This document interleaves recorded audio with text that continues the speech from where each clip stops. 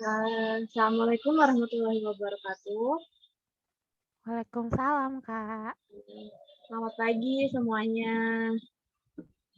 Terima kasih atas kesempatannya, sudah bersama saya dengan berkesempatan untuk sharing-sharing ya, ibu-ibu, bapak-bapak. Yang terhormat kepada Bapak RW ya, sama teman-teman, Sarah dan teman-teman dari IPB. Ya. Sekarang saya mau sharing tentang nutrisi sama pandemi, lebih tepatnya tentang makanan dan obat herbal yang sekarang ini banyak banyak beredar kayak di WhatsApp gitu-gitu ya, tentang ramuan-ramuannya gitu. Mungkin nanti lebih jelasnya kita lanjut ya. Next.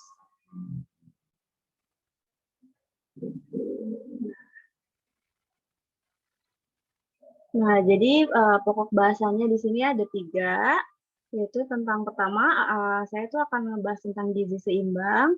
Yang kedua itu contoh meal plan selama pandemi, dan obat tradisional atau obat herbal, yaitu pemanfaatannya untuk perawatan dan pemeliharaan kesehatannya.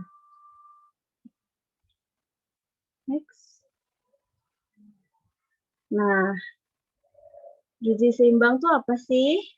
Nah, gizi seimbang itu adalah susunan makanan sehari-hari yang mengandung zat gizi dalam jenis dan jumlah yang sesuai dengan kebutuhan tubuh. Nah, dengan memperhatikan prinsip keanekaragaman atau variasi makanan, aktivitas fisik, kebersihan, dan berat badan ideal. Jadi asupan dan kebutuhannya itu harus sama ya, seimbang. Jadi ada garis normalnya di sini ya. Nah, next. Nah, di dalam gizi seimbang itu kita mengenal tumpeng gizi seimbang. Nah, di situ ada yang tumpeng yang paling bawah itu makanan pokok, lalu yang kedua itu ada sayur dan buah, yang tumpeng nomor 3 itu ada lauk pauk, yang terakhir itu gula, garam, dan minyak. Nah, jangan lupa olahraga dan aktivitas fisik, dan minum air putih 8 gelas sehari minimal. Nah, lanjut. Nah, di dalam gizi seimbang itu kita mengenal 4 pilar gizi seimbang. Yang pertama itu ada mengonsumsi aneka ragam pangan. Jadi dalam sekali makan itu kita diwajibkan untuk mengonsumsi karbohidrat. Karbohidrat itu kayak nasi, kentang, mie, jagung gitu. Lalu harus ada proteinnya, protein nabati dan hewani, lauk pauk ya, atau pikiran lauk pauk. Lalu ada lemaknya yang bisa kita dapat dari minyak, sama vitamin dan mineral dari buah dan sayur. Yang kedua itu membiasakan perilaku hidup bersih dan sehat. Jadi kayak cuci tangan dengan air mengalir ya, dan sabun, menggosok gigi dan mandi 2 kali sehari. Yang ketiga itu melakukan aktivitas fisik. Untuk ibu-ibu biasanya kayak mencuci, ngepel, menyetrika, menyapu, itu kayak pekerjaan rumah itu termasuk aktivitas fisik. Ya, yang keempat menjaga berat badan ideal, yaitu dengan menyeimbangkan asupan dan kebutuhan. Jadi kita harus memantau berat badan ideal kita ya. Nah, dulu itu kita kenal sebagai 4 sehat 5 sempurna, tapi sekarang itu udah berubah ya, jadi bukan 4 sehat 5 sempurna lagi, tapi berubah menjadi pedoman gizi seimbang. Lanjut. Nah, setelah itu kita ada pesan gizi seimbang. Nah, ini itu contoh piring makanku. Nah, jadi ini porsi sekali makan ya. Porsi makanan pokok atau nasi itu harus sama dengan sayuran. Jadi nggak boleh terlalu banyak di nasi. Jadi kita harus seimbangkan dengan sayuran, lalu lauk pauk dan buah-buahan. Nah, jangan lupa sebelum makan harus mencuci tangan dan batasi gula, garam, dan minyak. Gitu. Pesan yang pertama itu syukuri dan nikmati aneka ragam makanan. Jadi setiap makan tadi yang saya bilang ada 5 kelompok pangan, yaitu makanan pokok, lauk pauk, sayuran, buah-buahan, dan minuman, vitamin dan mineral. Lanjut. Yang kedua itu banyak makan sayuran dan cukup buah-buahan. Jadi, konsumsi sayuran dan buah-buahan yang cukup merupakan salah satu indikator sederhana gizi seimbang. Nah, bagi orang Indonesia dianjurkan konsumsi sayuran dan buah-buahan 300 sampai 400 gram per orang per hari, itu bagi anak balita dan anak usia sekolah, 400 sampai 600 gram per orang per hari bagi remaja dan orang dewasa. Sekitar 2/3 dari jumlah anjuran konsumsi sayuran dan buah-buahan tersebut adalah porsi sayur. Nah, kenapa porsi sayur lebih banyak? Karena sayur itu lebih sedikit mengandung kalori dan mempunyai kandungan serat lebih banyak. Sedangkan buah, yang itu kan kalau buah kan rata-rata rasanya manis ya. Jadi dia memiliki kalori yang lebih besar. Makanya konsumsi sayur itu dianjurkan lebih banyak daripada buah. Gitu. Tadi seperti yang di piring makanku ya, konsumsi sayur itu sama dengan konsumsi karbohidratnya tadi. Yang ketiga itu biasakan mengonsumsi lauk pauk yang mengandung protein tinggi. Nah, protein itu terbagi menjadi dua, ada protein hewani dan protein nabati. Untuk kebutuhan pangan hewani itu sekitar 2-4 porsi, setara dengan 70-140 gram. Itu kalau di daging sapi sekitar 2-4 potong. Itu ini per hari ya, atau 80-160 gram itu sama 2-4 potong daging ayam ukuran sedang, atau 80-160 gram 2-4 potong ikan ukuran sedang sehari. Sedangkan untuk protein nabati itu sama porsinya 2-4 porsi, setara dengan 100-200 gram, yaitu 4-8 potong tempe ukuran sedang, atau 200-400 gram setara dengan 4-8 potong tahu ukuran sedang. Nah, ini tuh porsi ini untuk kebutuhan untuk usia dewasa dan dalam keadaan sehat. Jadi beda ya, untuk kalau ada kondisi tertentu, misalnya ada penyakit penyerta, contohnya seperti penyakit ginjal, maka konsumsi protein itu harus dibatasi, terutama protein nabati. Gitu. Nah, untuk tahu lebih jelasnya, maka harus dikonsulkan dengan ahli gizi porsinya ya. Nah, untuk porsi yang dianjurkan tersebut tergantung kelompok umur dan kondisi fisiologis. Misalnya, kalau lagi hamil, menyusui, lansia, itu porsinya beda lagi ya. Ini untuk porsi umum dan lagi sedang keadaan sehat. Tuh, lanjut. Nah, yang keempat itu biasakan mengonsumsi aneka ragam makanan pokok. Makanan pokok itu kita kenal sebagai karbohidrat. Nah, terdiri dari apa aja? Ada beras, jagung, singkong, ubi, kentang, tepung terigu, gitu ya, mie. Nah, cara mewujudkan pola konsumsi makanan pokok yang beragam itu dengan mengonsumsi lebih dari satu jenis makanan pokok dalam sehari atau sekali makan. Nah, biasanya nih orang Indonesia kan ya, kalau belum makan nasi dianggapnya belum makan. Padahal kita tuh sebenarnya kalau pada misalnya sarapan pagi kita makan roti. Nah, sebenarnya itu udah termasuk ke dalam makan pokok gitu, makan besar ya. Jadi nggak apa-apa kalau habis makan roti itu nggak boleh nggak makan nasi lagi, nggak apa-apa gitu. Nah, kita tuh dianjurkan untuk makannya beraneka ragam makanan pokok. Jadi nggak hanya nasi aja, nasi itu boleh diganti kentang, boleh diganti roti, jagung gitu ya, singkong gitu. Nah, sama, tapi ada kondisi khusus kalau misalnya ada penyakit seperti diabetes, itu memang harus dibatasi konsumsi makanan pokok seperti karbohidrat tadi ya, gitu. Kita bisa ganti nasinya itu, misalnya untuk yang penyakit diabetes, kita ganti nasi merah, nasi hitam, gitu ya. Ganti kentang, nggak apa-apa. Lanjut. Nah, yang kelima ini batasi konsumsi pangan manis, asin, dan berlemak, yaitu gula, garam, dan minyak. Untuk sehari itu gula maksimal 50 gram atau 4 sendok makan per orang per hari. Natrium atau garam itu 2000 mg atau 1 sendok teh per orang per hari. Lemak atau minyak total lebih dari 67 gram atau 5 sendok makan per orang per hari. Nah, kenapa harus dibatasi? Karena tubuh kita itu nggak perlu banyak gula, garam, dan minyak. Selain itu, karena gula, garam, minyak itu sebenarnya terkandung dalam bahan makanan lain. Jadi misalnya di nasi itu sebenarnya ada kandungan karbohidrat kan ya. Jadi jika karbohidrat itu mengandung gula juga, makanya rasanya agak manis kalau di akhirnya kalau kita makan nasi. Gitu. Sama kayak garam juga kan di makanan kemasan kayak misalnya kecap, saus itu pasti ada tambahan natrium. Jadi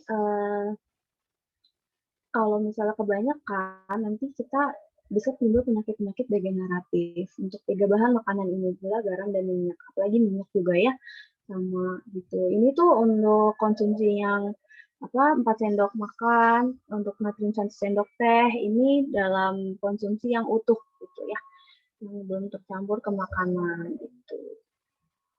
Lanjut.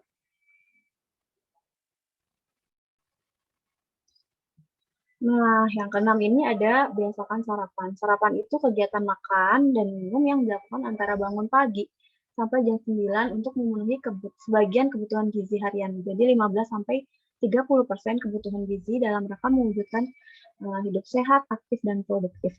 Sarapan yang baik itu terdiri dari karbohidrat, lauk-lauk, sayuran, dan buah-buahan. Jadi kalau bisa sarapan itu lengkap ya. Jadi ada misalnya kalau mau roti, ya kalau bisa rotinya isinya telur, kan ada proteinnya, terus dikasih sayur selada, jadi ada sayurnya. Jangan lupa makannya buah juga boleh ditambahin di sarapan. Terus karena sarapan itu penting ya karena merupakan fondasi. Jadi fondasi kalori atau energi kita untuk melakukan kegiatan sehari-hari. Nah, ada penelitian menunjukkan bahwa orang-orang yang melewati sarapan cenderung memiliki kenaikan berat badannya signifikan jika kita makan siangnya itu biasanya kalau kita ngelewatin sarapan, makan siangnya pasti porsinya lebih besar. Nah, itu berarti menunjukkan kalau nanti berat badan kita semakin naik gitu, meningkat karena kita melewatkan sarapan. Ya, lanjut. Ada poin yang ketujuh, yaitu biasakan minum air putih yang cukup dan aman. Jadi sebagian besar air yang di tubuh kita itu uh, tubuh kita terdiri dari sebagian besar air ya. Sebenarnya minimal itu 2 liter atau 8 gelas sehari itu bagi remaja dan dewasa yang melakukan kegiatan ringan. Iya, ini kalau kegiatannya berat itu boleh lebih dari 2 liter ya. Air yang dibutuhkan tubuh selain jumlahnya yang cukup harus memenuhi kebutuhan juga harus aman. Berarti bebas dari kuman, penyakit, dan bahan-bahan berbahaya. Jadi nggak mengandung mineral-mineral yang nggak diperlukan gitu ya. Lanjut. Nah, selanjutnya ini ada poin ke-8, biasakan membaca label pada kemasan pangan.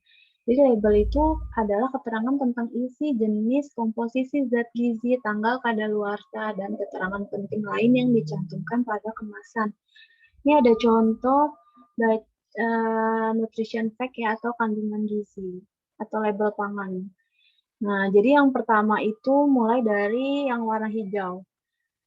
Itu artinya misalnya ada biskuit gitu ya atau ciki satu kemasan serving per kontainernya 2, berarti itu 2 porsi gitu ya. Jadi makannya itu nggak boleh sekaligus. Jadi bisa dibagi 2 gitu ya. Nah, kalori yang dikandung itu kalori per porsi. Jadi misalnya kalorinya 250.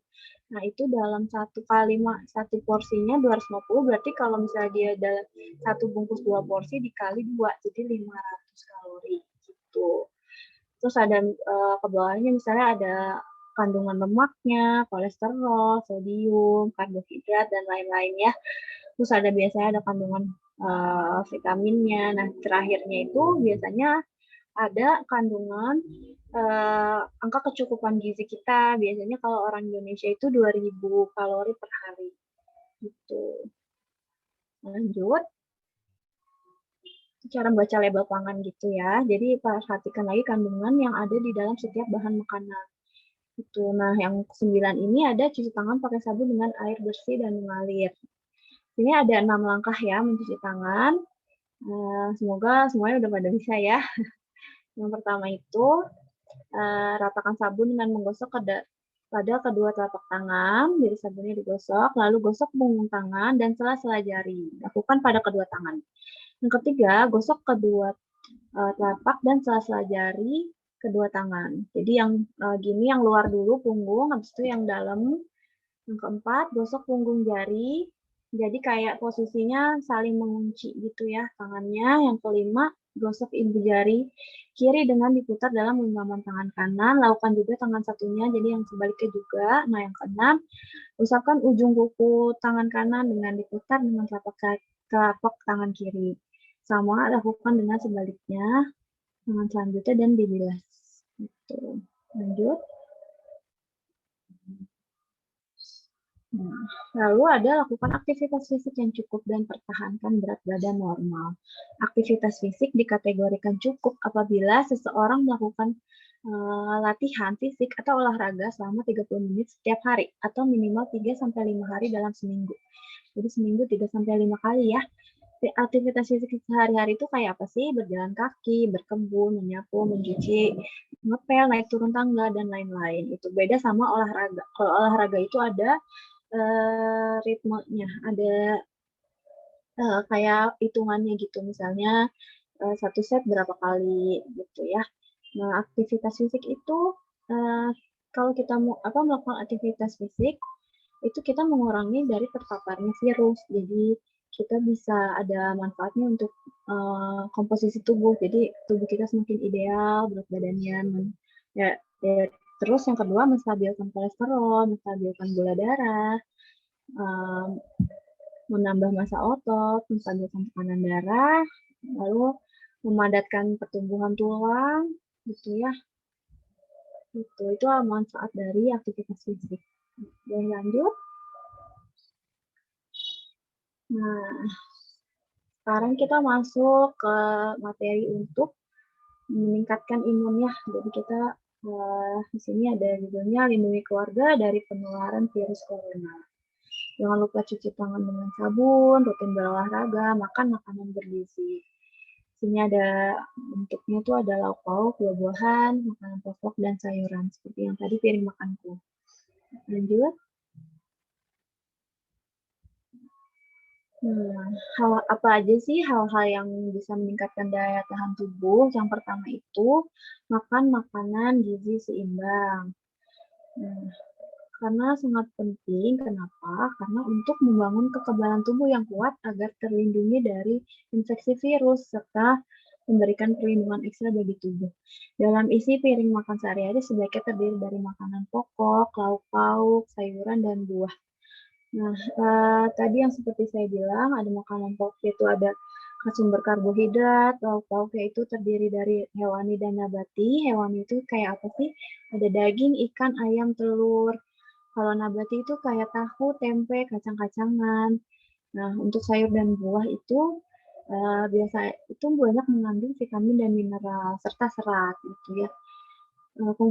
Usahakan konsumsi vitamin dan mineral yang mengandung vitamin A, C, E. Gitu ya, vitamin A, vitamin E, dan vitamin C. Karena dia berfungsi sebagai antioksidan.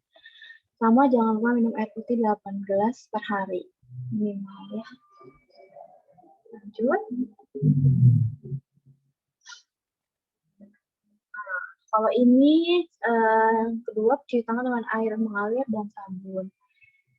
Cuci tangan itu juga pilar utama ya untuk mencegah infeksi yang masuk melalui tangan karena tangan itu merupakan sumber penularan kuman secara langsung maupun tidak langsung. Nah, ini ada kalau dari Kemenkes ada 5 langkah, tapi kalau misalnya mau pakai yang 6 langkah nggak apa-apa. Ini sama aja, ini pakai sabun juga dan dengan air mengalir ya. Kapan sih kita harus cuci tangan? Cuci tangan itu lebih sering lebih baik ya kalau sekarang ini. Pertama, setelah melakukan kegiatan seperti pada saat dari luar rumah, terus mau masuk ke rumah, setelah bekerja, setelah batuk atau bersin, sebelum makan, sebelum menyiapkan makanan dan minuman, dan setelah buang air besar dan kecil. Gitu. Lanjut. Yang ketiga, rutin berolahraga. Jadi olahraga ini dapat meningkatkan kekebalan tubuh dan sistem metabolisme. Berolahraga secara teratur dapat meningkatkan produksi antibodi. Selain itu, berolahraga membantu mengeluarkan racun dari tubuh. Rutin berolahraga, istirahat yang cukup, mengurangi waktu mendengarkan berita mengenai COVID, dan tetap menjalin silaturahmi secara online dapat menurunkan hormon stres tubuh, sehingga memberikan kekuatan tambahan pada sistem kekebalan tubuh. Berapa lama sih kita harus olahraga atau aktivitas fisik? Nah, waktu aktivitas fisik sekurang-kurangnya 30 menit secara rutin 3-5 kali seminggu untuk meningkatkan kebugaran jasmani. Dan untuk mempertahankan berat badan ideal dan mencegah kegemukan. Nah, gimana olahraga yang dilakukan saat ada pembatasan fisik kan sekarang PPKM ya. Jadi nggak boleh keluar juga, tapi pengen olahraga juga. Nah, usahakan memang olahraganya di rumah. Jadi di rumah tetap bergerak agar sistem kekebalan tubuh dalam kondisi prima. Misalnya dengan jalan kaki atau lari di sekitar rumah, berkebun, atau melakukan aktivitas fisik di rumah dengan menonton dan mengikuti video olahraga. Gitu. Lanjut. Selanjutnya, nah ini cegah tertular COVID dengan makanan bergizi seimbang. Sama, nah tapi ada notes-nya lagi, jangan lupa mencuci sayur dan buah dengan bersih, lalu lauknya dimasak dengan matang, dari gula, garam, dan lemak berlebih. Sama prinsipnya kayak tadi ya, selalu diingatkan hindari gula, garam, dan lemak berlebih. Lanjut. Nah, konsumsi makan dengan gizi seimbang dan aman dapat meningkatkan sistem kekebalan tubuh dan menurunkan risiko penyakit kronis dan penyakit infeksi. Penting untuk mencoba berbagai masakan dan makanan saat di rumah untuk memastikan keluarga tidak menjadi bosan dengan makanan yang sama. Jadi ini untuk terutama ya untuk yang biasa di dapur ibu-ibu ya, atau mungkin bapak-bapak juga nggak apa-apa. Untuk yang bisa masak, untuk yang suka masak, usahain masakannya beragam gitu ya biar nggak bosan. Lanjut.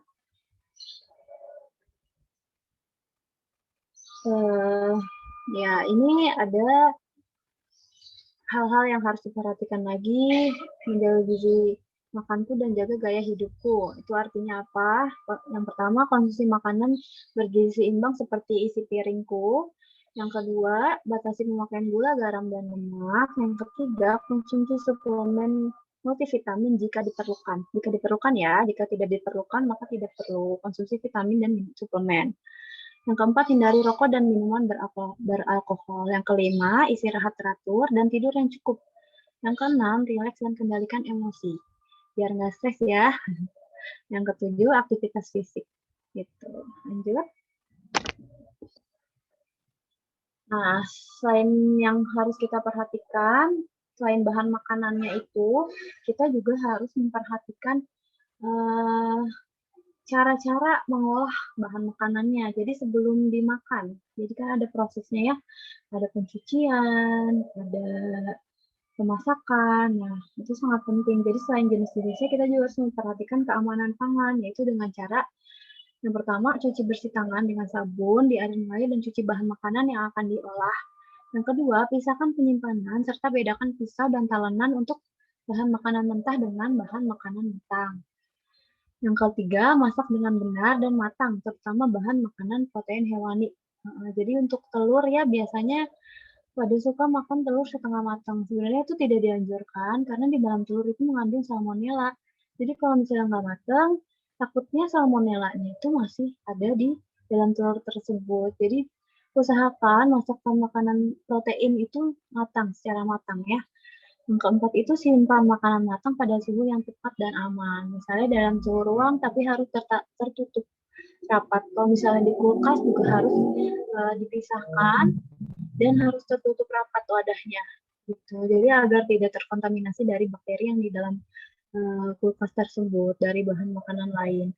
Yang kelima, gunakan air dan bahan baku yang aman. Untuk mencuci bahan makanan, usahakan airnya bersih ya, air bersih dan mengalir. Gitu. Lanjut.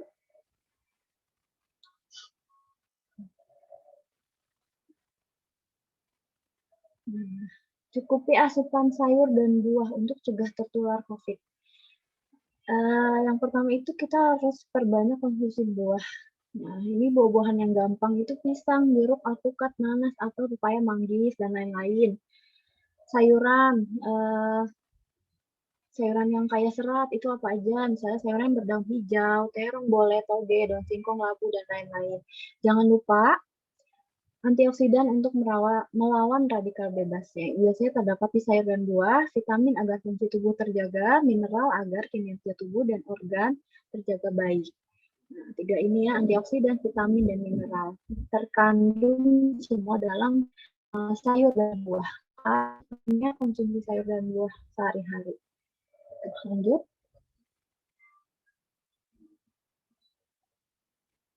Nah, buah-buahan itu, sayuran dulu ya, ini kecukupan gizi terutama vitamin dan mineral sangat diperlukan dalam mempertahankan sistem kekebalan tubuh yang optimal. Sayuran dan buah-buahan merupakan sumber terbaik berbagai vitamin, mineral, dan serat. Vitamin dan mineral yang terkandung dalam sayuran dan buah-buahan berperan sebagai antioksidan atau penangkal senyawa jahat dalam tubuh dan membantu meningkatkan imunitas tubuh. Dengan imunitas tubuh yang meningkat akan membantu dalam pencegahan wabah COVID. Jadi kalau imunnya baik, ya kita pasti tidak terhindar dari COVID, tertular COVID. Nah, ini ada jenis-jenis sayuran dan buah-buahan. Jadi kita bedakan dari warnanya ya, biar gampang. Lanjut.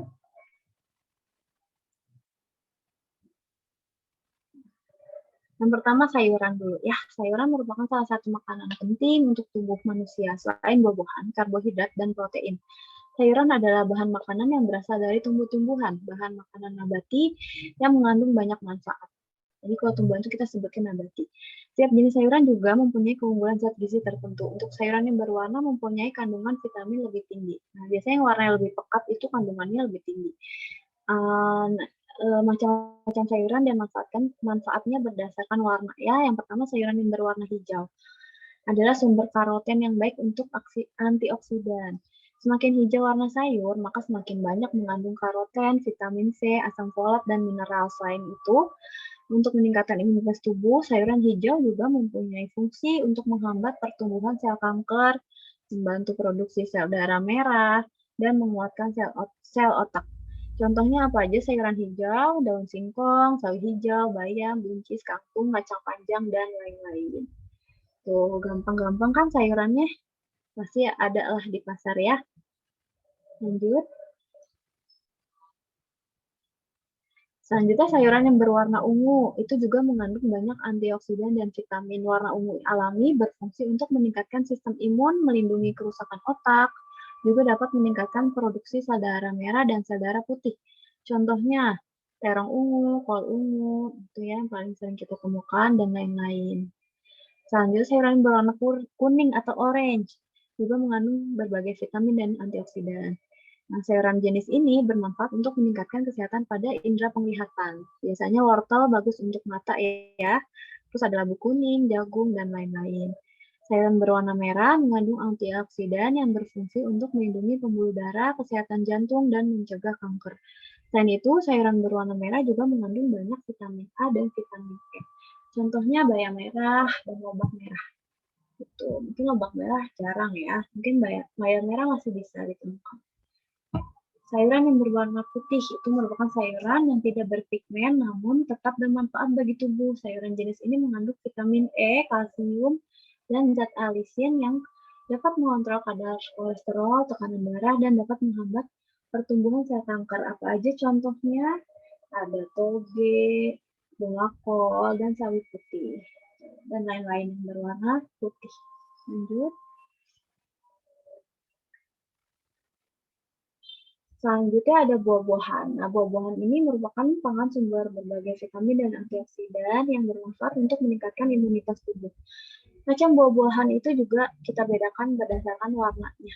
Ada ada buah yang berwarna merah, mengandung banyak vitamin C dan zat flavonoid. Buah berwarna merah dapat bermanfaat untuk menurunkan kadar kolesterol dan menjaga kesehatan hati. Contohnya apa aja? Ada semangka, apel, tomat, stroberi, anggur merah, dan lain-lain. Nah, untuk buah berwarna kuning dan orange biasanya mengandung banyak vitamin A dan karoten yang bermanfaat untuk meningkatkan penglihatan. Sama seperti sayuran tadi, di buah juga ada yang berwarna orange. Jadi selain itu juga mengandung banyak antioksidan yang dapat meningkatkan imunitas tubuh.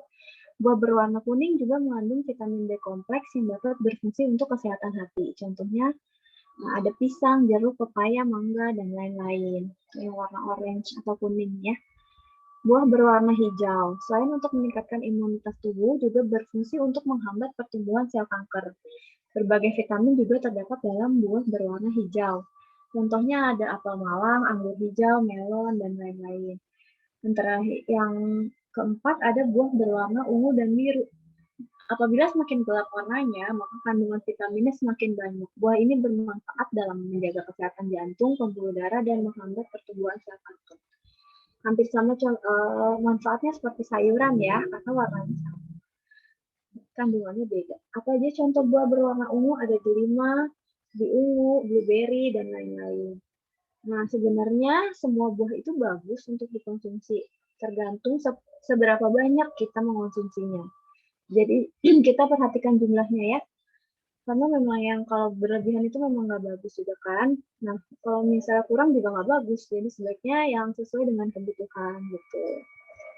Tapi memang ada beberapa kondisi tertentu yang memang tidak disarankan atau konsumsinya dibatasi. Seperti contohnya kalau misalnya sakit diabetes, itu kita harus mengurangi konsumsi pisang gitu. Karena pisang selain mengandung gula yang tinggi, dia juga mengandung karbohidrat. Jadi tidak boleh double karbo gitu untuk menderita diabetes. Itu ya. Untuk lebih lengkapnya boleh dikonsulkan ke ahli gizi. Selanjutnya,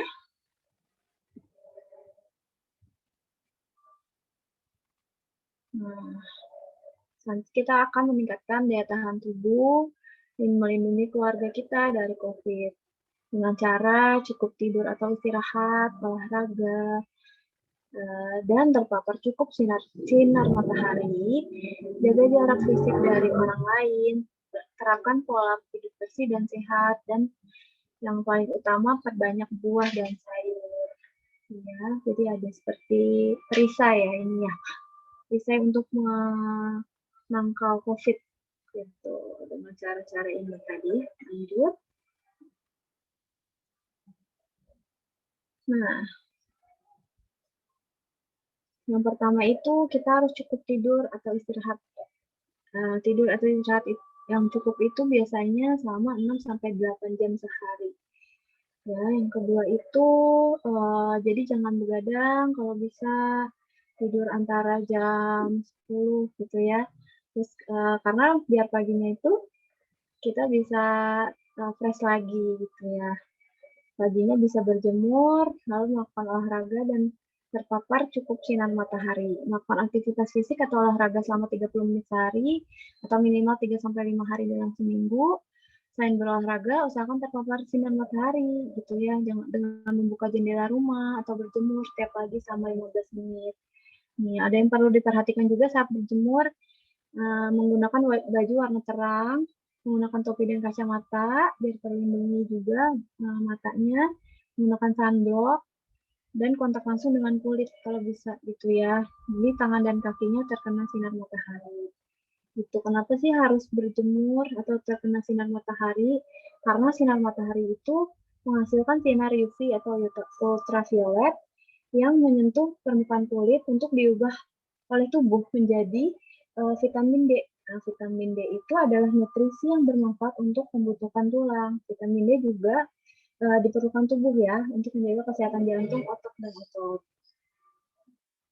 Nah, vitamin D itu terbentuk secara alami ketika kulit terkena sinar matahari langsung. Jadi sebenarnya vitamin D itu udah ada dalam tubuh kita, tapi kalau misalnya kita nggak terpapar sinar matahari, jadi sama aja vitamin D-nya itu nggak terubah gitu, nggak berfungsi. Nah, makanya kita harus rutin untuk berjemur gitu ya. Apalagi saat-saat pandemi ini gitu, dianjurkan juga untuk berjemur. Lanjut. Nah, yang ketiga itu perbanyak konsumsi sayur dan buah ya. Sama tadi anjurannya seperti prinsip gizi seimbang, pilihlah buah berwarna, baik berwarna kuning, merah, orange, ungu, seperti paya, jeruk, mangga, manggis, dan sayuran hijau, atau berwarna seperti bayam merah, kol ungu, terong, wortel, tomat, karena banyak mengandung vitamin, khususnya vitamin A dan C. Lalu ada mineral, serat, dan antioksidan yang sangat potensial dalam melawan oksidasi yang menurunkan kondisi kesehatan tubuh. Memang dianjurkan saat pandemi ini konsumsi sayurnya yang berwarna, ya, karena memang mengandung banyak vitamin dan mineral. Itu yang keempat, berperilaku hidup bersih dan sehat atau PHBS. Tadi cuci tangan dengan sabun dan air mengalir, gitu, Kak. Lalu menerapkan etika batuk, ya, dengan cara menggunakan masker, menutup mulut dan hidung dengan lengan bagian dalam atas gitu. Jadi kalau batuk jangan pakai telapak tangan ini ya, baiknya gini gitu. Pakai tangan dalam. Lalu menggunakan tisu, lalu buang tisu ke tempat sampah yang tertutup. Setelah batuk, segera mencuci tangan pakai sabun dengan air mengalir gitu. Terus perilaku hidup bersih sehat itu apa aja? Ada membuang sampah di tempat sampah, tidak meludah di sembarang tempat, tidak merokok, dan konsumsi narkoba, menghindari menyentuh area wajah seperti mata, hidung, mulut dengan tangan yang belum dicuci, lalu mengganti baju atau mandi segera sesampainya di rumah setelah bepergian, membersihkan dengan desinfektan secara rutin benda-benda yang disentuh di rumah, dan perabotan seperti meja, kursi, gagang pintu, dan lain-lain. Lanjut.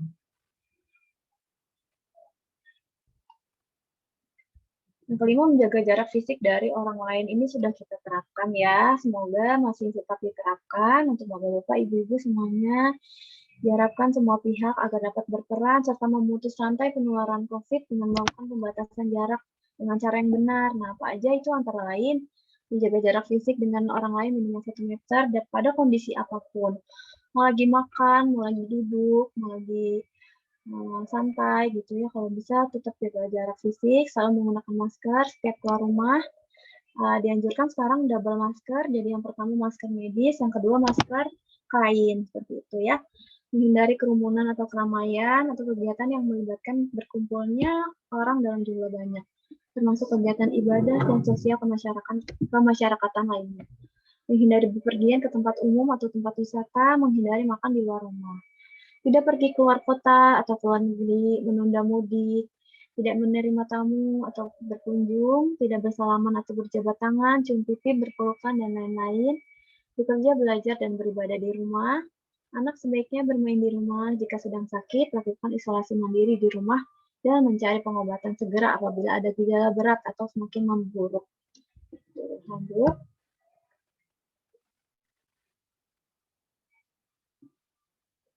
Nah, untuk lebih jelasnya, di sini ada beberapa vitamin dan mineral untuk meningkatkan daya tahan tubuh kita, yaitu ada vitamin A, membantu mengatur sistem kekebalan tubuh, perlindungan terhadap infeksi, biasanya terdapat di wortel, brokoli, ubi jalar, bayam, minyak ikan, kuning telur. Sedangkan vitamin E itu antioksidan yang menetralkan radikal bebas, meningkatkan kekebalan tubuh juga adanya di almond, minyak sayur, kacang-kacangan, sayuran hijau. Untuk zinc itu ada berguna sebagai mengoptimalkan kerja sistem kekebalan tubuh. Zinc itu ada di bahan makanan apa aja? Ada di seafood, daging sapi, hati ayam, telur, dan keju. Sedangkan vitamin C membantu pembentukan antibodi, meningkatkan kekebalan tubuh. Sumbernya ada di pepaya, stroberi, jeruk, tomat, jambu biji, kiwi. Itu yang tinggi vitamin C. Itu buah-buahan yang tinggi vitamin C. Lanjut.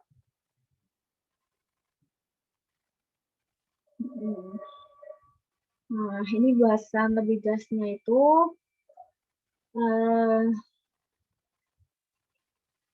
memang yang paling penting itu ada beberapa vitamin dan mineral. Nah, itu kita juga harus cara masaknya harus benar, memasak merupakan kegiatan menyenangkan saat social distancing gitu. Gizi dan kebersihan juga akan terjamin saat memasak di rumah. Jadi diusahakan makanan-makanannya masak di rumah aja gitu ya. Kalau bisa kurangin untuk beli makanan di luar gitu. Jadi kalau masak kan kita tahu ya cara mencucinya, cara bahan-bahan makanannya gitu yang aman untuk kita semua, kita sendiri. Ada vitamin A. Vitamin A itu berperan dalam mengatur sistem kekebalan tubuh, memberi perlindungan terhadap infeksi dengan cara menjaga permukaan kulit pada dan jaringan tubuh,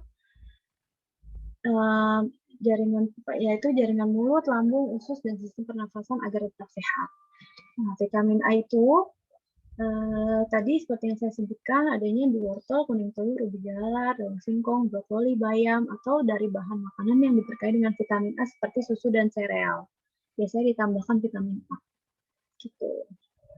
Lanjut. Nah, vitamin C,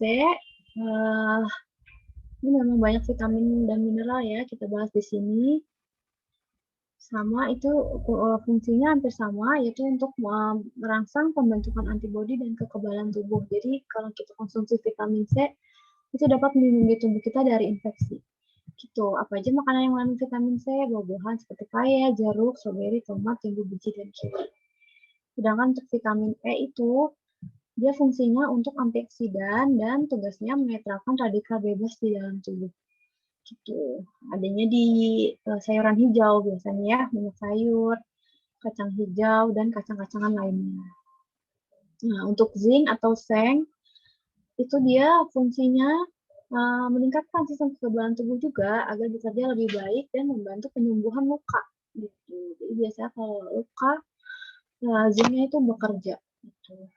Zinc itu adanya terdapat di daging seperti ayam, makanan laut atau kerang, hati ayam, telur, keju, kacang-kacangan, dan biji-bijian atau wijen. Terus di sini ada vitamin B6, folat, selenium, dan zat besi Fe. Ini memang jarang ya. Maksudnya tidak familiar, namun tetap kita bahas di sini. Nah, tubuh itu membutuhkan zat besi atau Fe dan selenium untuk pertumbuhan sel kekebalan tubuh. Jadi percuma kalau misalnya kita konsumsi vitamin C tapi nggak ada Fe-nya, karena yang membentuk sel kekebalan tubuhnya itu si vitamin B6, folat, selenium, dan zat besi ini. Nah, sementara itu vitamin B6 dan asam folat mempengaruhi produktivitas dan aktivitas sel kekebalan tubuhnya. Itu jadi konsumsinya harus lengkap. Nah, tadi zat besi itu di mana sih adanya? Adanya di daging ayam, di daging, termasuk daging sapi ya, sapi, kambing, itu ada ayam, ikan, dan telur. Kalau vitamin B6 itu ditemukannya dalam sereal, kacang-kacangan, sayuran berdaun hijau, buah, ikan, ayam, dan daging.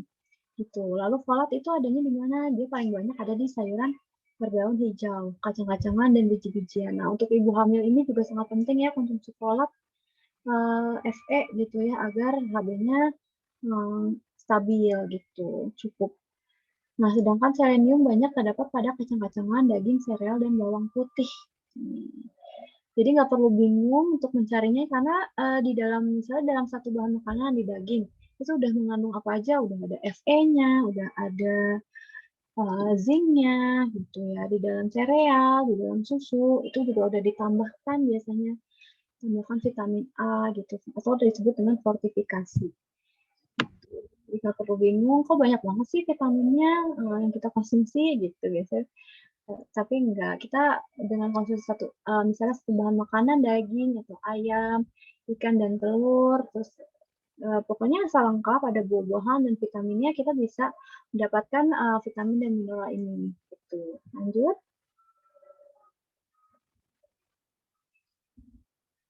Nah, ini ada tabel anjuran jumlah porsi menurut kecukupan energi untuk berbagai kelompok umur. Di sini saya kelompokkan umurnya dari 19 sampai 29 tahun, untuk kelompok umur 30 sampai 49 tahun, dan ada kelompok umur 50 sampai 64 tahun. Gitu ya. Untuk yang balita, ibu hamil, ibu menyusui itu beda lagi jumlah porsinya. Gitu. Ini nanti bisa dibaca Ini saya ambil yang jadi laki-laki dan perempuan itu berbeda ya kebutuhannya. Setiap umur dan setiap jenis kelamin berbeda. Gitu. Misalnya untuk dewasa laki-laki umur 19 sampai 29 tahun itu kebutuhan sehari 2.725 kilokalori sehari. Nah, ini untuk yang sekali lagi ini untuk yang porsi yang untuk sehat. Jadi kalau ada kondisi tertentu seperti penyakit penyerta beda lagi ya untuk anjurannya gitu. Ini nanti bisa dilihat, bisa di print. Jadi kalau P itu artinya porsi ya, SDM itu sendok makan, SDT sendok teh. Jadi misalnya satu porsi nasi itu setara dengan 3/4 gelas, setara dengan 100 gram, setara dengan, jadi setiap 100 gram nasi atau satu porsi nasi mengandung 175 kilokalori. Gitu. Untuk sayuran beda lagi porsinya, jumlah kalorinya berbeda ya. Boleh dilanjut? Nah,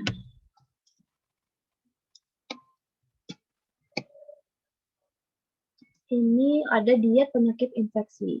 Penyakit infeksi itu apa sih? Penyakit infeksi itu adalah masalah kesehatan. Salah satu sebabnya adalah virus yang menyerang tubuh. Demam merupakan tanda dan gejala penyakit infeksi, yaitu naiknya suhu tubuh di atas normal lebih dari 37 derajat Celcius. Kebutuhan zat gizi energi akan meningkat 13% pada saat setiap kenaikan suhu 1 derajat Celcius. Jadi misalnya kita lagi demam, suhu kita 38 derajat Celcius, maka kebutuhan kita misalnya 2.000 kalori ditambah 13% dari 2.000 kalori. Gitu. Kenapa kalorinya nambah? Karena di dalam tubuh itu kita ada energi, ada aktivitas gitu. Jadi kita memerlukan banyak energinya, jadi kita harus tambah energinya itu. Tujuan dietnya itu memenuhi kebutuhan energi, protein, dan zat gizi lain yang meningkat. Yang kedua, mengoptimalkan daya tahan tubuh dan status gizi. Syarat dan prinsip dietnya itu energinya 40-45 kilokalori per kilogram berat badan, proteinnya 2-2,5 gram per kilokalori berat badan, lemaknya kita porsikan 25% dari total energi, karbohidratnya yang cukup, jadi sisa dari total energi protein dan lemak gitu. Ada dietnya itu kita sebut diet TETP atau TKTP1. Jadi total energinya 2.700 kilokalori. Ini untuk penderita COVID ya. Jadi penyakit infeksi itu bisa juga masuk sakit COVID itu bisa masuk penyakit infeksi. Itu lanjut.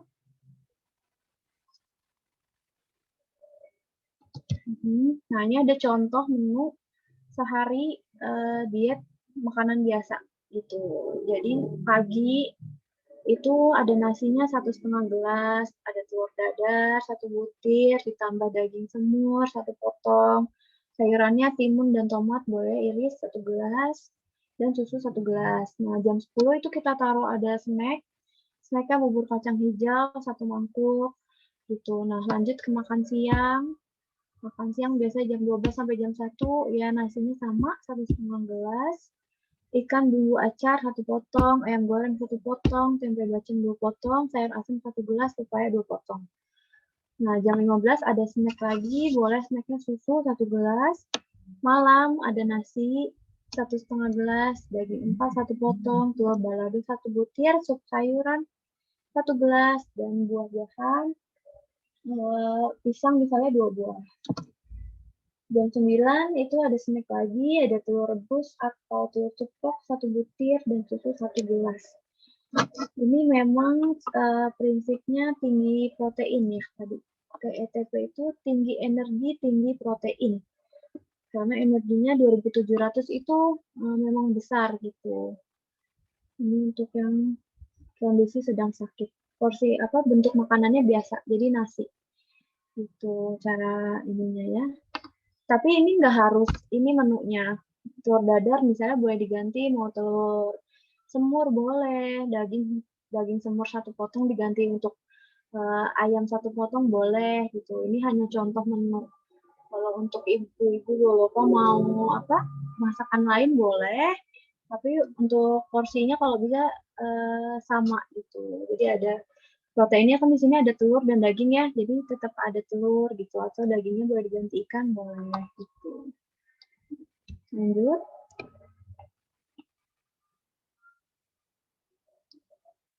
Nah, kalau ini untuk diet yang makanan lunak gitu, karena kondisi penyakit apa, kondisi penderita COVID kan beda-beda ya, ada yang sakit tenggorokan, nanti kita biasanya kasih makanan yang dietnya lunak, jadi nasinya kita ganti nasi tim gitu.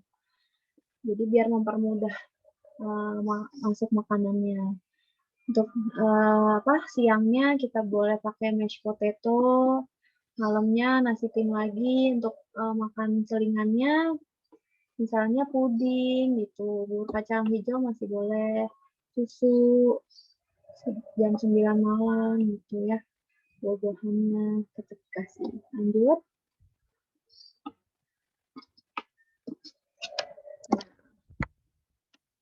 Ini biasanya kita pakai untuk di rumah sakit.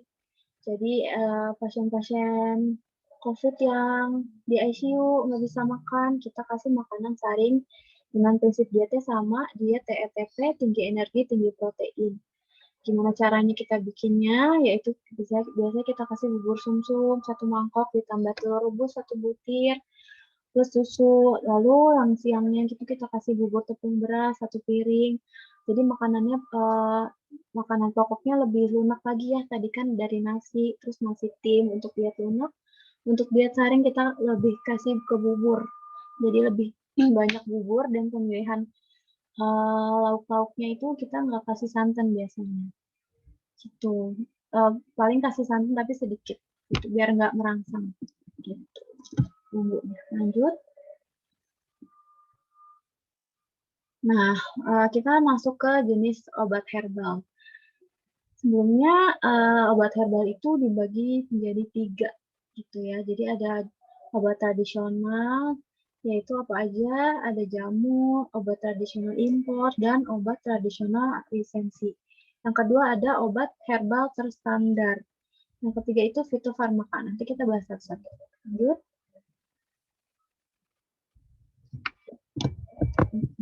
Lanjut. Nah, kemarin kita bahas obat tradisional dulu ya, yaitu yang biasa kita kenal dengan jamu.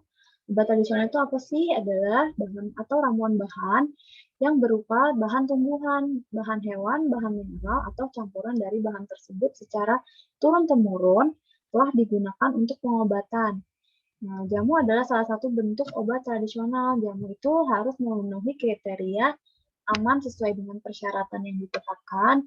Klaim khasiat dibuktikan berdasarkan data empiris, memenuhi persyaratan mutu yang berlaku. Lalu jenis klaim penggunaan harus diawali dengan kata-kata secara tradisional digunakan untuk bla bla bla gitu ya. Jadi ini harus ada ininya. Lanjut.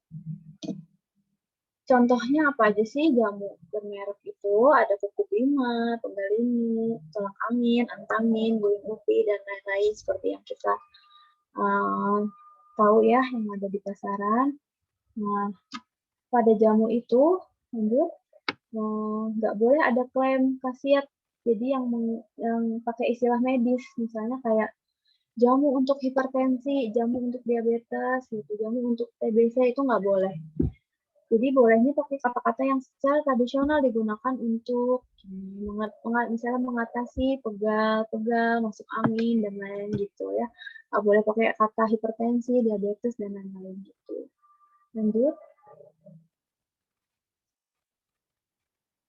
Nah, sedangkan obat herbal terstandar atau OHT itu adalah sediaan obat bahan alam yang telah dibuktikan keamanan dan khasiatnya secara ilmiah dengan uji praklinik atau pada hewan percobaan dan bahan bakunya telah distandarisasi. Nah, contohnya apa aja OHT yang beredar di Indonesia? Ada Ampangin JRG, OB Herbal, Masti, Melap, ya. Jadi ini lebih terstandar lagi dari jamu tadi, itu ya. Lanjut. Selain itu ada fitofarmaka. Fitofarmaka itu adalah obat bahan alam yang telah dibuktikan keamanan dan khasiatnya secara ilmiah dengan uji praklinik pada hewan percobaan dan uji klinik pada manusia. Jadi sebelum diciptakan ia diciptakan itu harus diuji dulu pada hewan dan manusia. Ini lebih ini lagi dari obat herbal terstandar. Kalau obat herbal terstandar itu tadi praklinik aja, jadi pada hewan percobaan. Kalau fitofarmaka harus ada uji kliniknya, jadi pada manusia. Nah, bahan baku dan produk jadinya itu sudah distandarisasi. Apa aja contohnya? Ada Stimuno, Tensigard, Xgard, Mediar, Fit Albumin Plus, dan Inlasin. Biasanya ini memang jarang ditemukan, ini harus dengan resep dokter. Gitu. Lanjut. Nah, kita bahasnya lebih ke tanaman obat ya, jadi kayak lebih ke yang tadi, kayak jamu-jamuan gitu. Di sini ada jahe. Jahe itu memiliki sifat antioksidan, anti radang, dan antibakteri. Karena kandungan tersebut, jahe diyakini dapat memperkuat daya tahan tubuh dan mencegah infeksi. Jadi selain dari bahan makanan yang tadi vitamin dan mineral, sayur dan buah, kita juga banyak mengenal tanaman-tanaman obat gitu ya untuk pencegahan penyakit COVID yang sekarang ini. Jahe itu berfungsi sebagai menangkal infeksi bakteri dan virus gitu. Jadi dia ada di jahe itu ada kandungan gingerolnya dalam jahe yang dipercaya dapat menghambat infeksi bakteri seperti bakteri Shigella, E. coli, dan lain-lain. Tak hanya itu, minum jahe itu bisa meningkatkan sistem imun tubuh sehingga dapat mencegah kerusakan DNA dan mengurangi stres. Bahkan manfaat minum jahe secara rutin juga mengatasi pilek dan flu.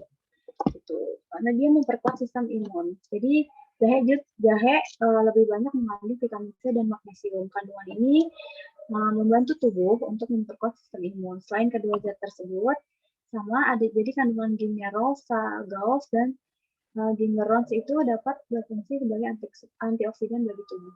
Lanjut. Yang kedua ada bawang putih. Nah, oke. Di bawang putih ini sama fungsinya untuk meredakan gejala flu hampir 63%. Nah, gitu. Rutin mengonsumsi bawang putih dosis tinggi dapat berpotensi melindungi tubuh dari logam berat beracun dan bahaya bagi kesehatan organ tubuh. Gitu. Bawang putih juga membantu menurunkan tekanan darah, mengurangi kelelahan, menurunkan kolesterol, dan demensia gitu ya. Di bawang putih itu mengandung vitamin C dan vitamin B paling tinggi gitu. Nah, sebenarnya vitamin bawang putih itu lebih ampuh dalam kondisi mentah.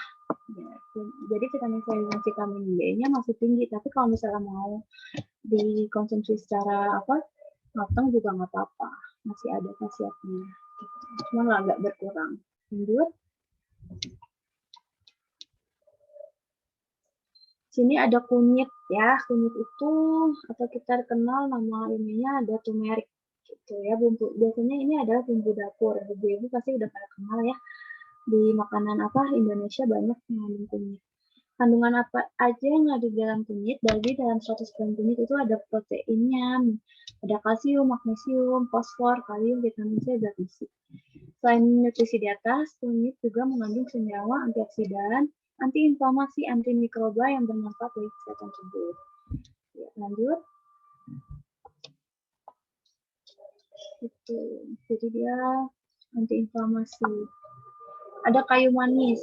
Nah, kayu manis ini biasanya aromanya ini ya khusus gitu. Jadi dia digunakan dalam masakan, dalam kue-kuean gitu.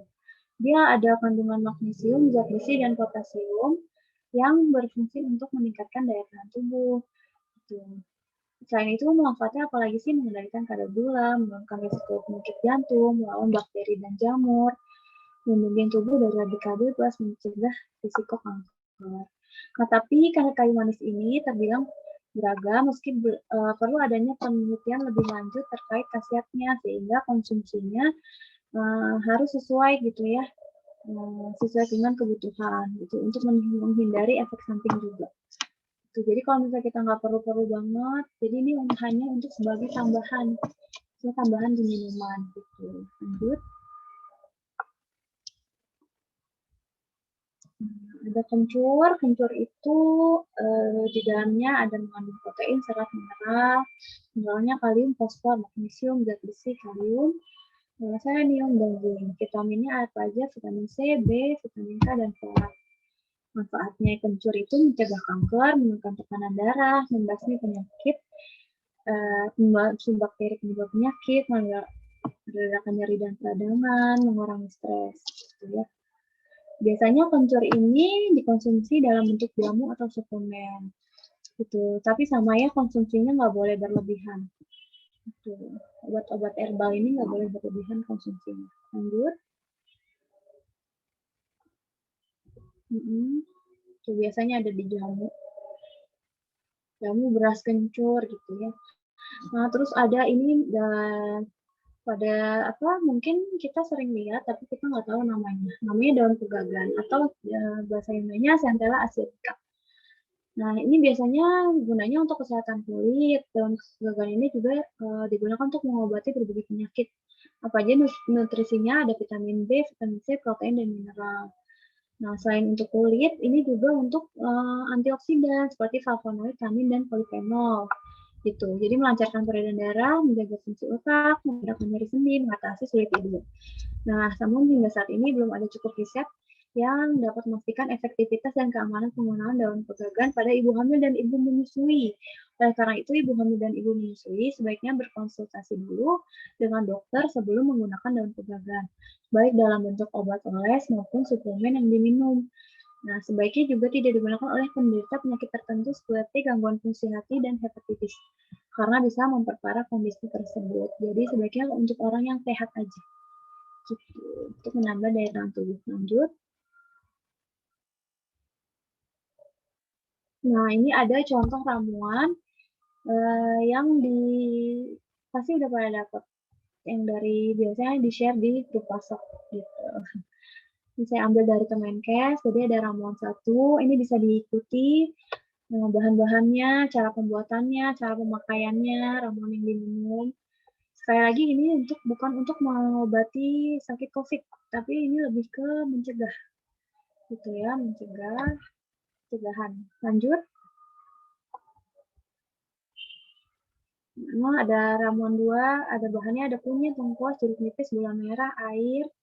Cara pembuatannya bisa dibaca, bisa diikuti, dan cara pemakaiannya harus diikuti. Ramuannya misalnya diminum 2 kali sehari sebanyak 1,5 cangkir gitu ya. Jadi nggak boleh lebih dari 2 kali sehari sebanyak 1,5 cangkir tersebut. Lanjut. Ini ada, nah banyak ya ramuannya, ada 3 gitu. Nah, yang ketiga ini kita pakai daun pegagan. Jadi saya ambil bahan-bahannya tadi, sebenarnya banyak obat-obat herbal yang ada di Indonesia, tapi saya ambil yang ada di ramuan-ramuan ini. Jadi biar ibu-ibu tahu, ibu-ibu dan bapak tahu, misalnya pegagan tuh apa sih, kenapa harus pakai pegagan misalnya, dan jahe. Nah, ini ada kandungannya tadi, penjelasannya yang di sebelum slide ini. Gitu, lanjut.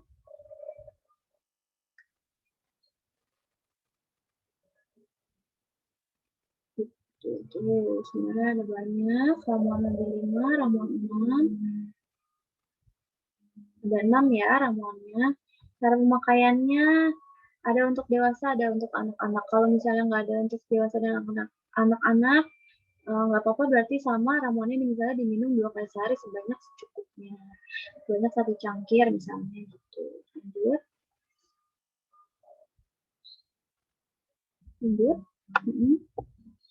Nah, biasanya yang terpapar COVID itu banyak yang anosmia, gejalanya anosmia. Anosmia itu apa? Adalah kondisi penurunan daya penciuman yang menyebabkan gangguan psikologis berupa kehilangan rasa nyaman dan kehilangan nafsu makan. Jadi dari misalnya kita kan nggak bisa nyium ya, itu disebutnya anosmia. Dari anosmia itu, jadi kita nafsu makannya berkurang karena makanan yang kita makan itu nggak ada wanginya gitu, jadi otomatis berkurang kan. Ini ada info untuk lemon, kalau anosmia biasanya kita minum lemon, jadi dengan segelas air hangat dicampur sedikit rasa lemon dan 1 sendok teh serta madu. Bisa juga dengan bawang putih, yaitu ditumbuk bawang putih secukupnya, larutkan dalam air yang direbus, dan dapat diminum ketika hangat 2 kali sehari. Itu ada jahe juga, tumbuk jahe secukupnya lalu rebus bersama air selama 15 menit dan diminum ketika hangat. Nah, ada daun mint, biasanya rebus daunnya dan olah jadi teh. Lalu minumlah setidaknya 2-3 kali sehari. Itu, jadi teh daun mint. Lanjut. Iya, ini ada data yang saya ambil. Itu dari Kemenkes dan dari surat edaran ya. Lanjut. Terima kasih atas perhatiannya. Saya kembalikan kepada moderator. Oke, terima kasih Kak Aya atas materi yang luar biasa dan sangat informatifnya. Nah, tadi kan kita sudah mendengarkan Kak Aya memaparkan materi bagaimana memenuhi gizi seimbang, cara meningkatkan daya tahan tubuh, asupan dan kandungan sayuran buah-buahan, contoh meal plan keluarga, dan juga macam-macam obat herbal beserta manfaatnya dan juga contoh ramuannya. Nah, kita akan memasuki sesi tanya jawab bagi Bapak dan Ibu dan rekan-rekan yang masih penasaran nih dan ingin bertanya. Boleh langsung menggunakan fitur raise hand atau sekiranya ingin diketik, boleh menggunakan kolom chat dengan menulis format nama underscore pertanyaan yang kemudian akan saya bacakan. Boleh silahkan yang masih ingin bertanya, yang masih penasaran.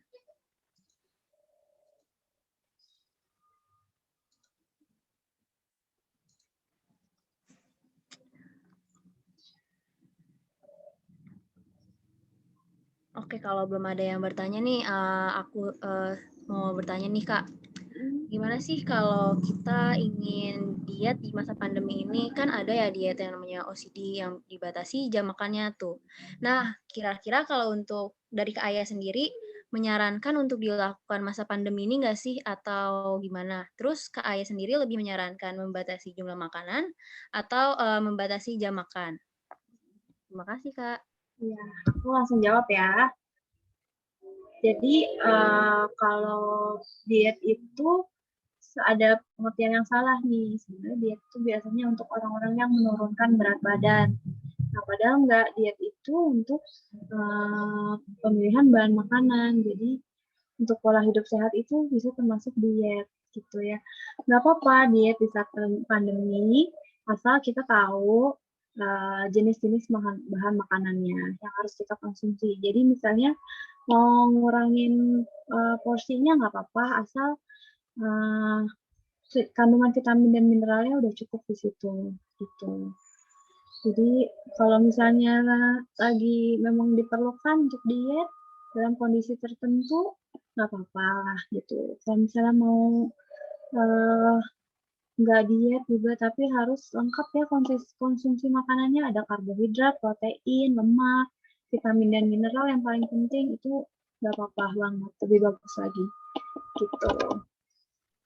Oke, berarti pada dasarnya kembali lagi ya harus memenuhi asupan yang kita butuhkan. Iya betul. Oke, makasih Kak Aya. Nah, teman-teman ada yang ingin bertanya lagi nggak untuk Bapak Ibu dan rekan-rekan sekalian? Izin bertanya dong. Ya, baik, boleh Bapak. Silahkan.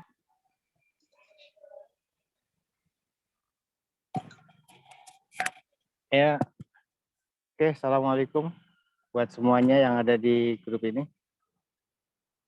Saya cuma mau tanya, makanan apa atau makanan yang bergizi seperti apa yang bisa dikonsumsi di masa pemulihan setelah terpapar COVID?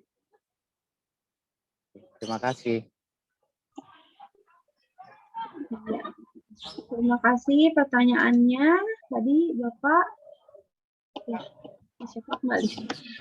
Kalau untuk masa pemulihan, kita sarankan konsumsi makanan yang tinggi protein, Pak. Karena COVID itu kan penyakit infeksi ya, menyerang biasanya ke saluran pernafasan gitu ya. Jadi kalau kita terkena penyakit infeksi, makanan protein tinggi yang harusnya yang dikonsumsi selama baik lagi saat sakit dan setelah sakit gitu. Jadi lebih baik kayak konsumsi tadi, makanya tadi saya taruh Misalnya pagi ada sarapannya ada telur dan daging atau ayam gitu-gitu ya. Jadi ada 2 jenis ya. Selain ada protein hewani dan nabatinya juga ada gitu. Setelah pemulihan juga tetap dilanjutkan untuk makanan protein tinggi, Bapak. Seperti itu. Untuk yang keadaan sehat ya, Pak ya. Kita lanjutkan. Iya, betul. Ya.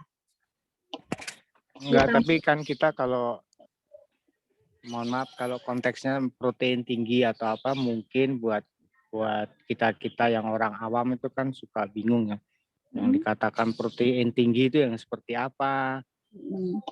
Gitu. Jadi mungkin ya seperti contoh banyak makan sup aja yang hangat atau banyak makan sayur-sayuran atau banyak makan buah-buahan. Nah, itu kan saya menjelaskannya ke warga atau ke orang yang punya kepentingan terhadap itu kan jadi lebih enak.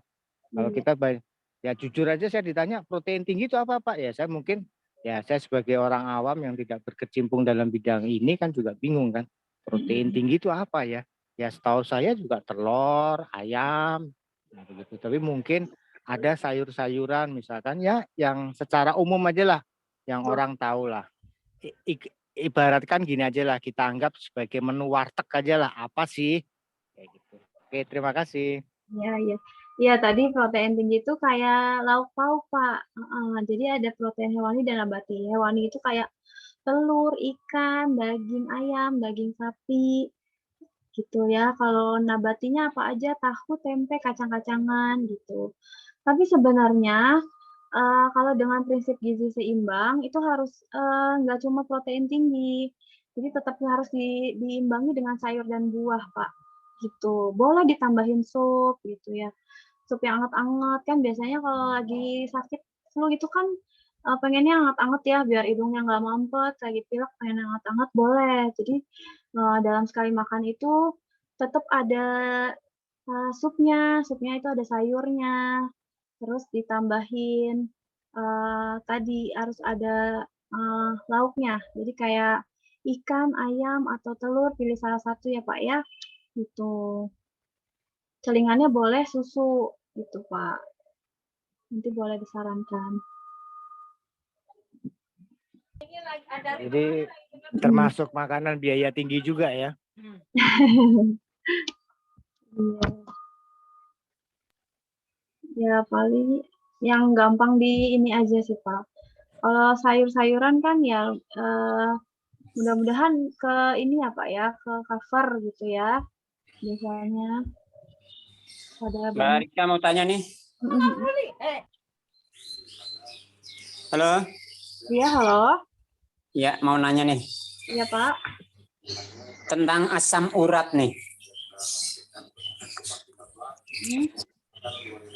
Jadi pertanyaan saya, apakah betul sayur-sayuran yang warnanya hijau, misalnya daun singkong, daun bayam itu mengandung serat sehingga menyebabkan asam urat itu tinggi? Iya. Saya langsung jawab ya, Pak ya. Pak Saat ya. Makasih pertanyaannya.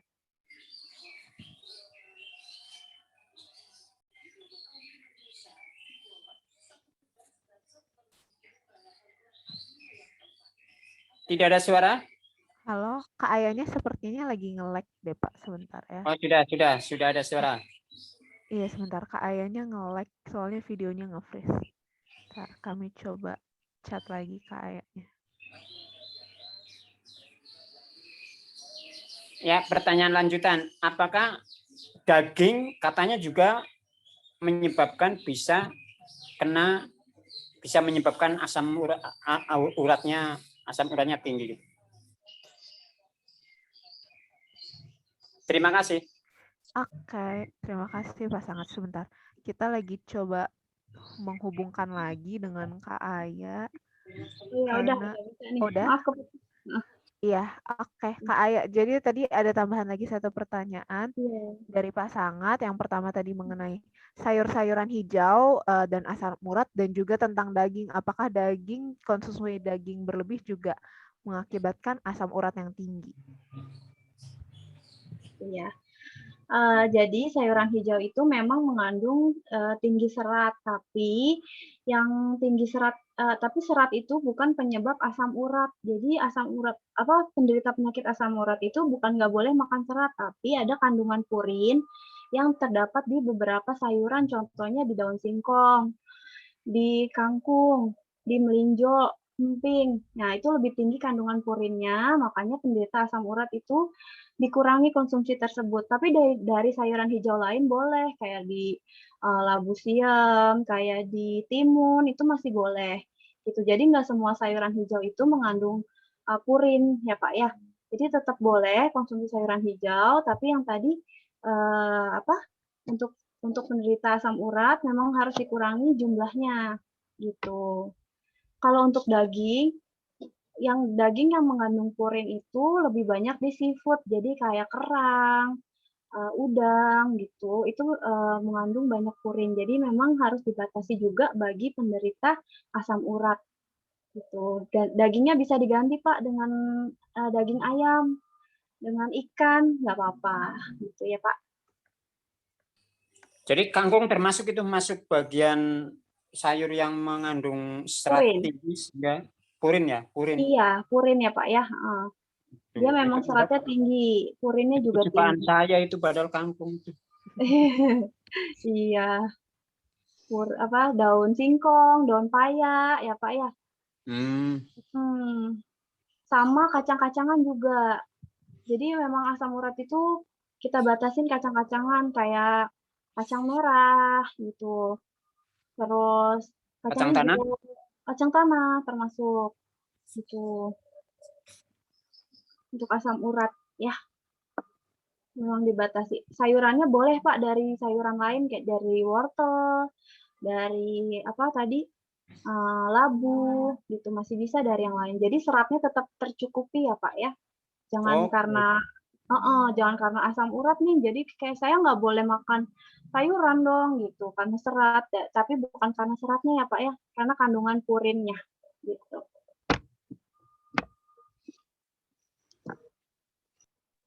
Baik, terima kasih Kak Aya atas jawabannya dan terima kasih Pak Sangat dan juga Pak Nur Cahyo atas pertanyaannya yang luar biasa. Oh iya, ini ada pertanyaan satu lagi, mungkin menjadi pertanyaan penutup dari Ibu Rohma. Contoh susu apa yang bagus untuk usia di atas 6 tahun? Boleh dijawab Kak Aya. Oke, susu apa yang bagus? Sebenarnya saya nggak bisa ngasih suatu brand atau suatu brand yang bagus apa gitu, karena setiap susu itu beda-beda kandungannya. Nah, cuman untuk usia di atas 60 itu kan biasanya permasalahannya di tulang ya. Nah, jadi maka pilih susu yang khusus untuk tulang, atau di usia, jadi kan ada tuh susu yang usia remaja gitu ya, salah satu brand untuk remaja. Nah, ada lagi yang susu apa-apa gold yang biasanya usianya untuk 50 tahun ke atas. Nah, mungkin saya bisa saranin yang pilih yang sesuai usia dan sesuai kebutuhan. Jadi misalnya kalau keluhannya di tulang, boleh yang khusus susu untuk tulang gitu. Beda lagi kalau misalnya ada penyakit penyerta, kayak dia ada usia 60 tahun, penyakit diabetes, tapi dia mau minum susu, ya pilihlah susu yang kandungan gulanya rendah. Gitu, susu khusus penyakit diabetes gitu, diabetes mellitus.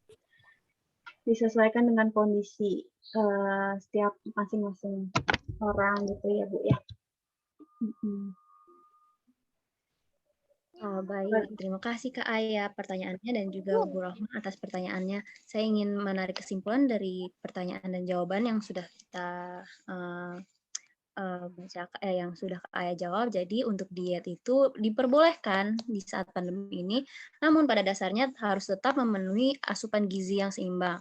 Lalu pertanyaan dari Pak Nur, untuk pasien isoman dapat memakan protein tinggi seperti ayam, ikan, dan juga tahu tempe, dan juga bisa dibarengi dengan olahan masakan lainnya seperti dijadikan sup, begitu ya. Lalu untuk pertanyaan Pak Sangat, Untuk penderita asam urat, boleh tetap mengonsumsi makanan apa saja, namun tetap harus menjaga dan mengurangi makanan yang mengandung puring gitu ya. Dan yang terakhir untuk Ibu Rohmah, untuk susu yang dapat dikonsumsi untuk usia 60 tahun itu dapat menyesuaikan sesuai kondisi, ya begitu. Nah baik, karena waktu